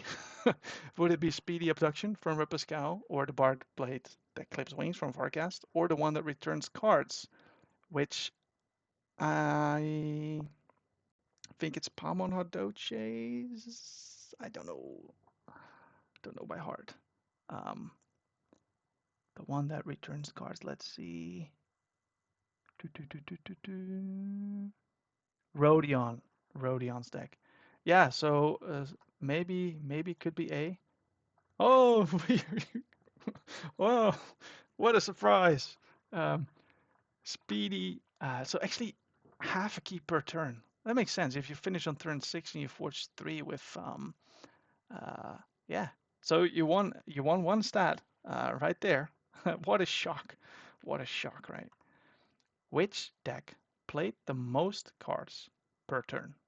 Again, Carpe Diem, Mars, Mars, Mars, or the Hysterical Purger. I think I know this one. And again, I copy pasted. all of them. So I did highlight also the right answers, but it was just a monkey job, honestly. We're going with B, Mars, Mars, Mars. A, question mark, Carpe Diem. B, B, Mars, Mars. Carpe Diem. A. Walin94, thank you for chatting as well. It was Carpe Diem. I think I played the most cards per turn. Yeah, you did. Yeah, you did. 6.19 per turn. So you're emptying more than your hand every turn. Wow. It definitely felt it. Yeah. Yeah, Harm, you don't know anything about your match. Your own deck. Mars also 5 and Hysterical Purge like 5. That's pretty insane, right? So you're almost playing your whole hand every turn. Um, yeah, the leads go a long way. Yeah, yeah. Correct assessment. And which deck generated the most amber per turn? Speedy Abduction, again Repescaus, the one that returns cards Rhodions, or the Bard Blade that clips wings Farghast. And you see a lot of decks returning with the same in different questions, but that's just because we're still in round one of the tournament and they did so well, I guess. So we're going C. I live by the B and die by the B. C. And okay, hold on. For the sake of calculating amber, key abduction counts as amber generated if you forge for free. So if you forge for 5 amber, key abduction counts an extra amber. So the amber pip and the amber for the free thing. So if you forge for 0, key abduction generates 6 amber plus 1 from the pip. Take that into account. So Harp knows that already, and he goes with A. If you want to change your answer, do it now. Um, and there we go. Speedy abduction takes it, and it's mainly because of that. And it is, there's no fair. Key cheats should be excluded. And what is this statistics? There we go. Which deck generated the most amber per turn, excluding key cheats? Yeah, your deck is topping the charts, Repescal. Carpe Diem, Sharkbait, or the Bard's Blade that clips wings. So let's pretend like it's that question before again. And what would you guess now? The B, all B for XKX, B, B, B. Everyone's going with Sharkbait. C, harmed. C, C, C. It is 4.08 per turn. Um, and does that excludes key cheats? So yeah, the Drakes still generate 4 amber, so that I think that still counts, right? But the key cheat itself doesn't generate any amber. You still need 6. So C. So and we did see that. That was a very fast deck as well. So which deck had the fastest first key on average? Was it Mars, Mars, Mars, Oppression from Random Joe, or the Bard's Blade Eclipse Wings? So it's Aviator, Random Joe, and Farghast again. Never gonna answer my own deck questions. You didn't count Ember Drake as key cheat since I get it even if no keysword. Makes complete sense. I see A, B, A, C, A, C, C, C. You might not be happy with the answer here. It's both A and B. Both A and B. So, Snack, sorry, Easy Galena, not tonight. You had a 66% chance of getting it right. And so, uh, the first key on turn 3.3. So there must have been 3 games, right? And then first key on turn 3 in one game, and another game, and then turn 4. I guess that should be how it works. And the Bard's Blade Eclipse Wings only had 2 games first key on turn 3, and then yeah, that's why you don't gamble, Snack. Yeah. And which deck has played the most cards? Harmed. You get another chance to vote in your own deck. Carpe Diem, Sharkbait, or the Hysterical Purger. A, A, someone says. A, A. You know, when Harm votes on his own deck, it's always wrong, right? So Cleeb goes for B again. A. Finally, you've redeemed yourself. Calpedium, one shy of 100. One shy of a hundo. Sharkbait with 90 and Hysterical Persia with 89. Actually, pretty close still. Um, pretty close. And a lot of cards. A lot of cards. Which deck has generated the most amber? Sharkbait, Speedy Abduction, and the one that returns cards. And again, Speedy Abduction, the key abduction is probably counted here as generating amber. Take that into account. Um, Sharkbait has no key abduction, I don't think. I'm not 100% sure. It's XKIX's deck, so B. I have to vote against myself. It's got to be B. C. Not voting mine here. Should have went for your own deck. Sharkbait, 83, but very close to Speedy Abduction and the one that returns cards here. Very, very close. And obviously, if you play more games, then this might be higher.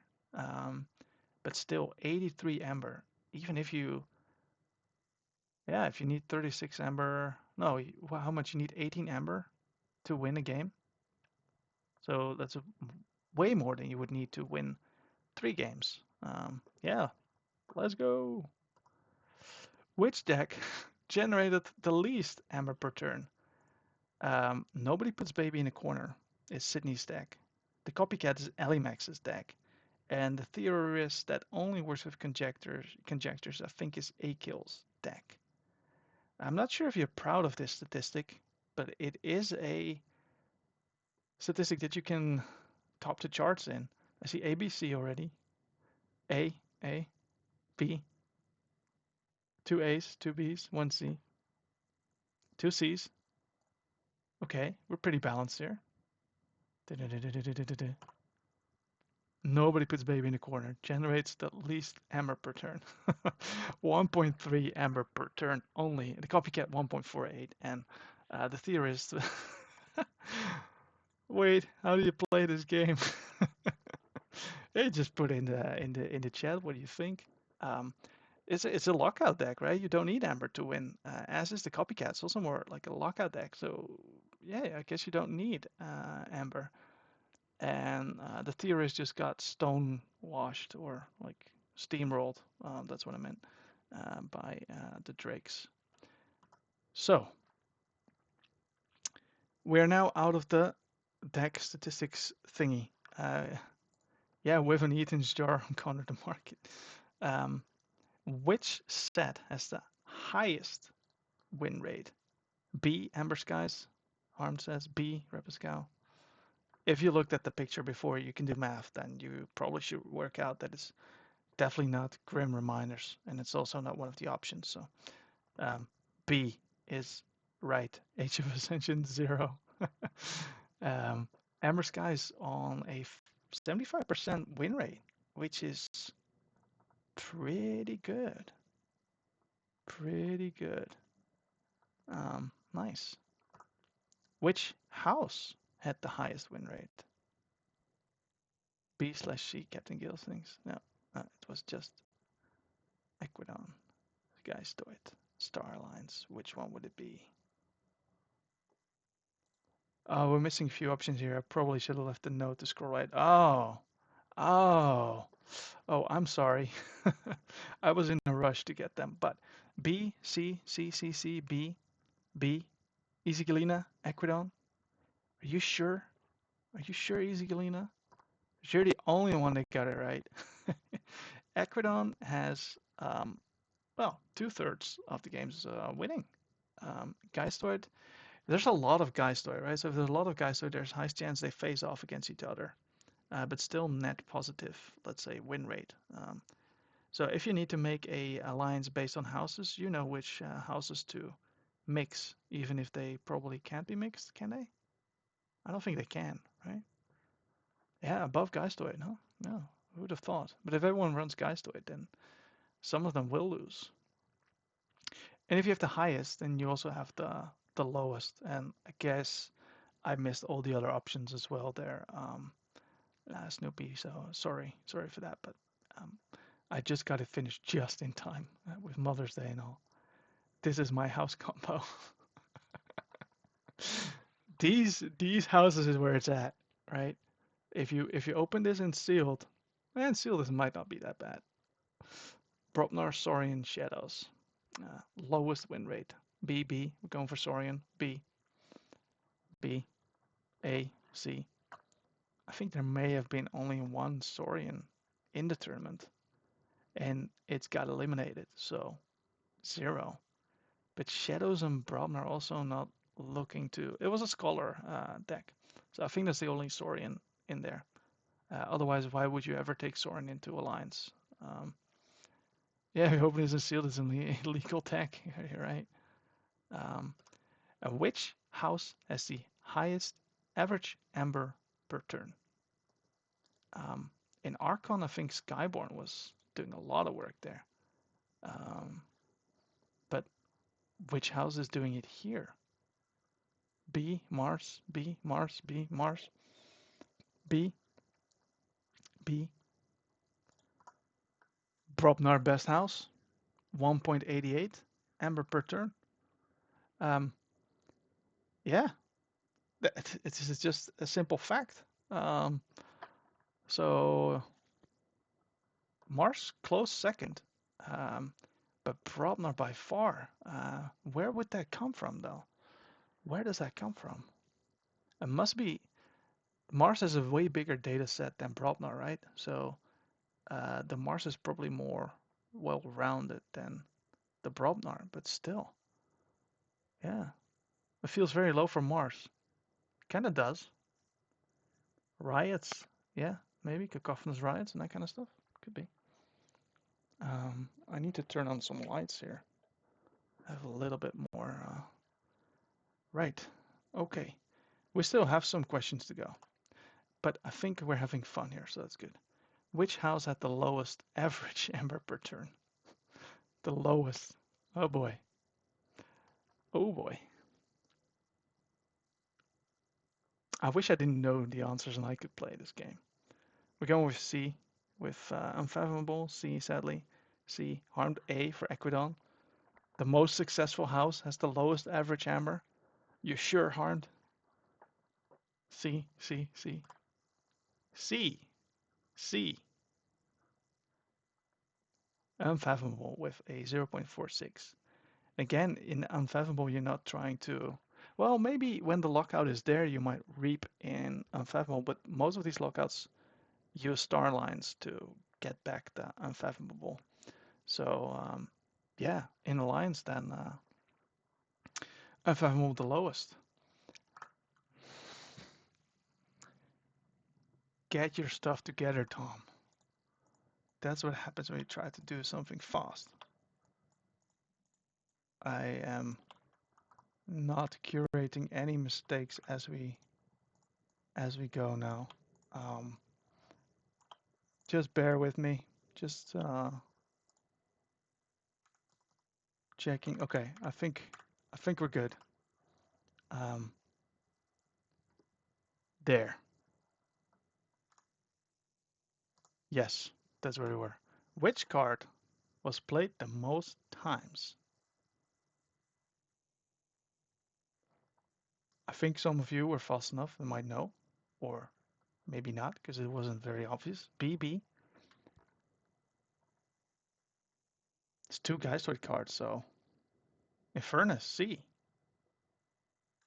I think it might be B. A, C, or B. Let's go B. Sure, Snack. You sure? Both A and B, both Boo and In Here Somewhere were played 42 times, which, as we all know, is the answer to you know it. Hmm? Universe, the life, and everything. So, Boo and In Here Somewhere. Um, We get a little bit more. You need to read well now. Which card that was played at least 30 times had the highest win rate? So which card that was played at least 30 times had the highest win rate? And as you saw from before, sometimes double answers can be possible. I don't know if it's going to happen more often. A, Battlefleet. Battlefleet. B, for Harmed.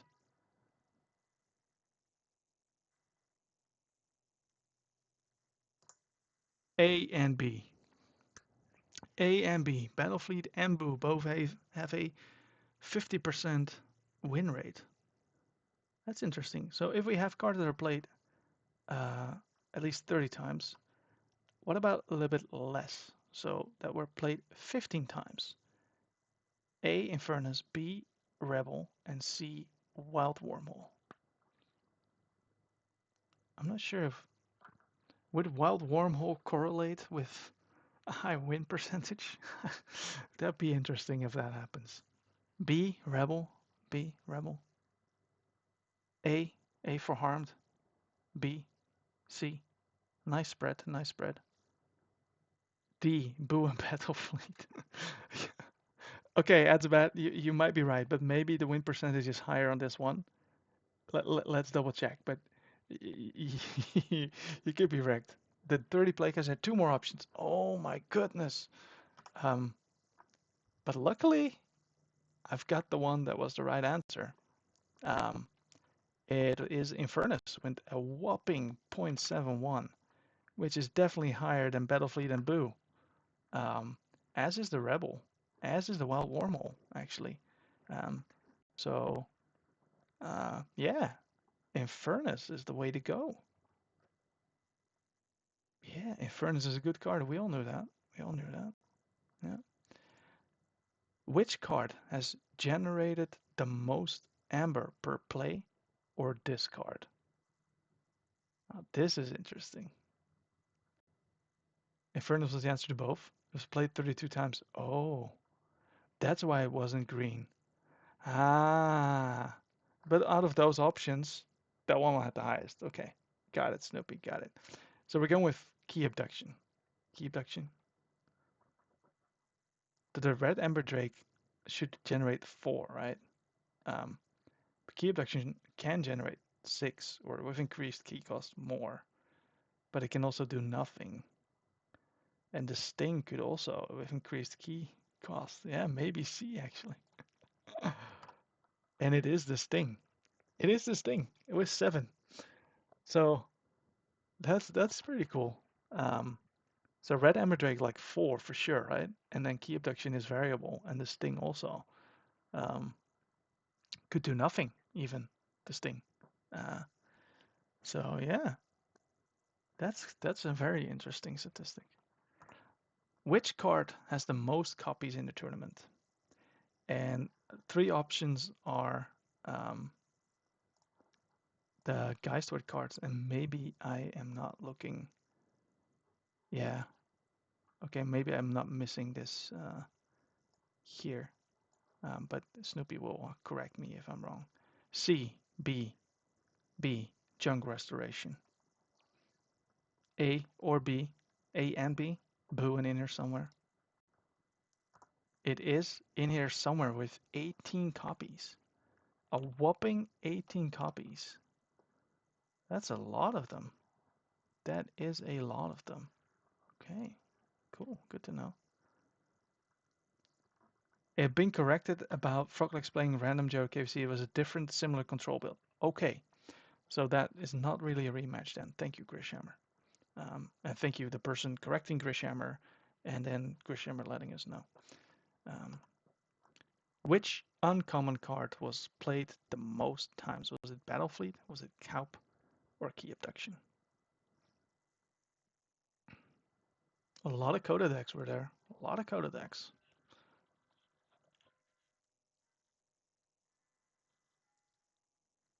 A, Battlefleet. A, Battlefleet. A, C, Key Abduction. B, Cowp. battle fleet by far. 32. 32 battle fleets were played. 18 Cowps, 20 key abductions. Pretty cool. Pretty cool. So which rare card was played the most times? Is it the Neutron Shark? Is it the Time Traveler, or the Well of Memory?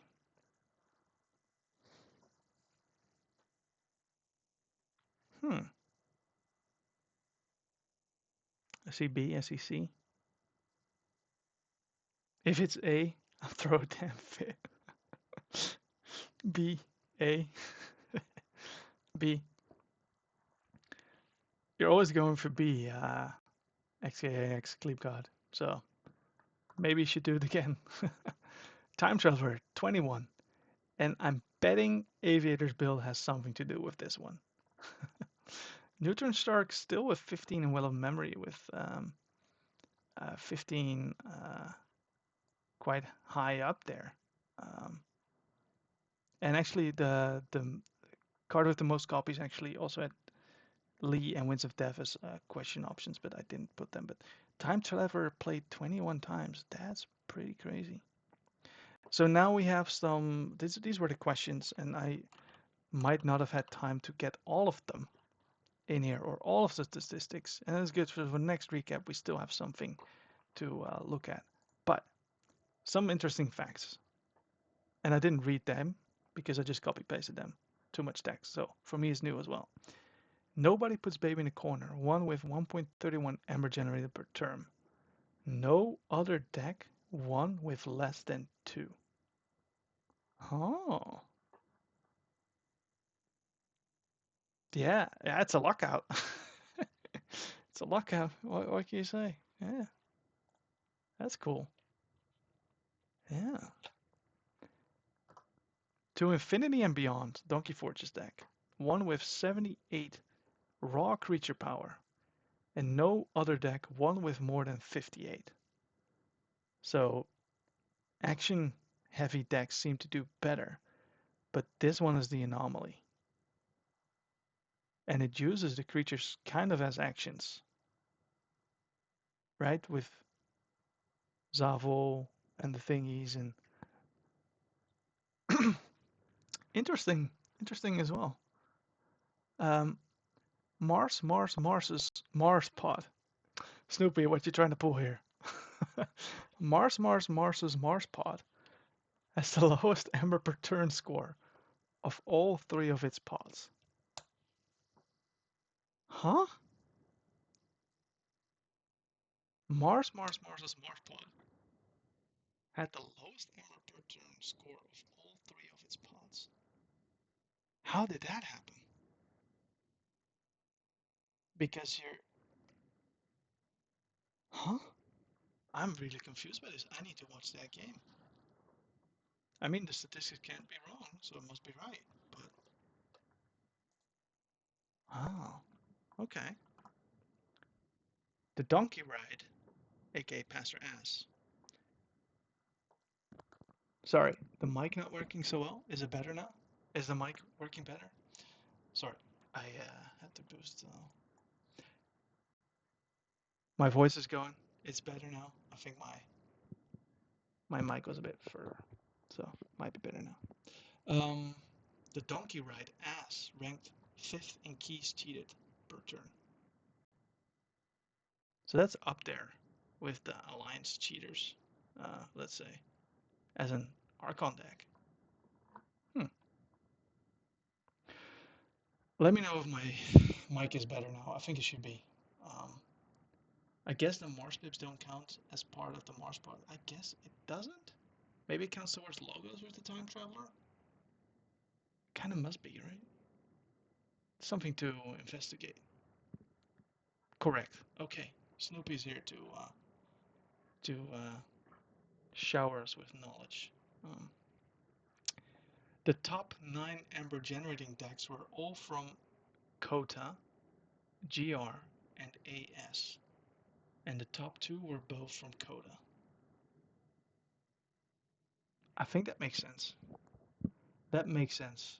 Um, Coda is known for a lot of amber. And GR just plays so many cards that it also makes a lot of amber. Interesting. I think we're almost out of interesting facts. So all three Coda decks that won generated at least 3.05 amber per turn. Both Coda decks that lost generated 1.71 or less. Aha. So if your Coda needs to do well, it needs to generate amber every turn. That's the bottom line here. Nice. Nice. Let's see if I have still something that I wanna show. Oh, those are very interesting things, Snoopy. The Archon versus Alliance, and I didn't get them in there yet. Okay, let me see if I can do this in a way that you can still see it, because I would love for you all to see that. And yeah, maybe that didn't work so well. Maybe if I make this font size 6. Okay, maybe. Sorry. And then a line on the left side. Would that work? Maybe. It's not ideal. Let me do it like this. I can get this to work. Don't worry.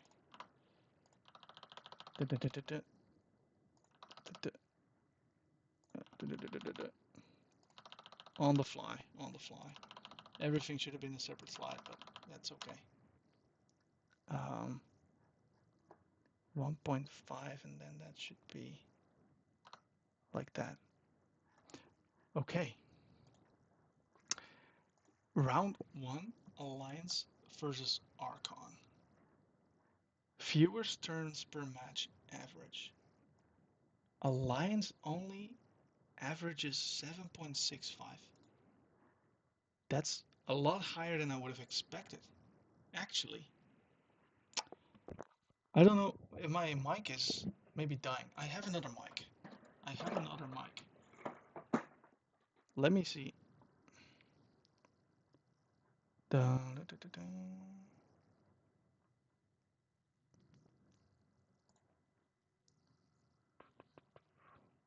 Audio.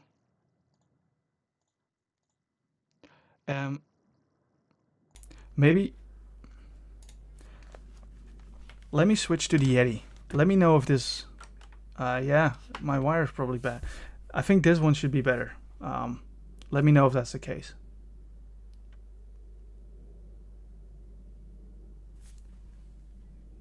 Silky smooth, so much better.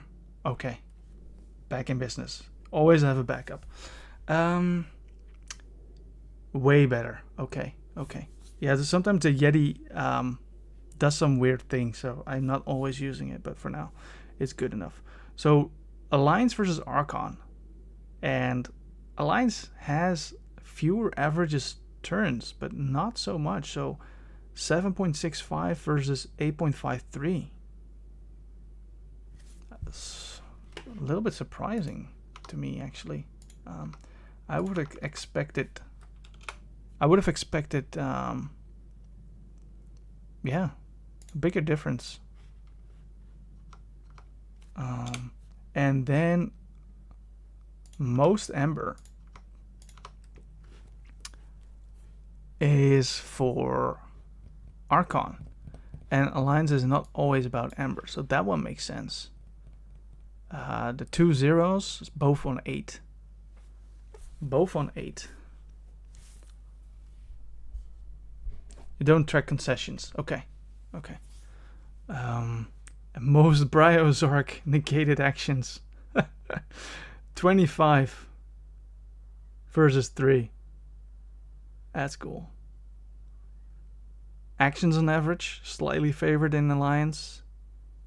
Less creatures, not by much. More artifacts. And more upgrades. These are very interesting stats, Snoopy. I would love to see them evolve over the tournament because I'm assuming this is from the completed Archon tournament and not the round 1 of Archon. Or am I mistaken here?